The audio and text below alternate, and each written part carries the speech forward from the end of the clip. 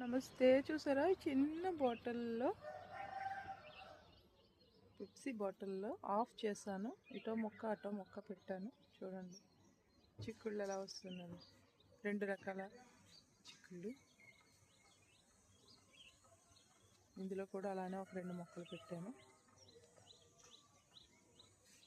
Just season అయిపోయాక వస్తున్న crop అన్నమాట. చూసారా,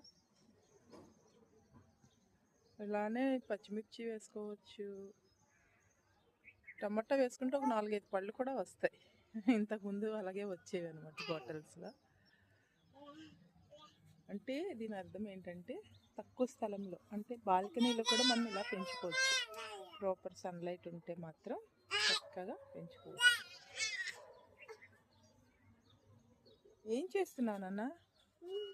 ఏం చేస్తున్నా? ఉదయాన్నే 6 గంటలకి మా మేడ మీద ఇంకా సన్ వెలుతురు వస్తుంది. ఉదయిస్తున్న సూర్యుడు.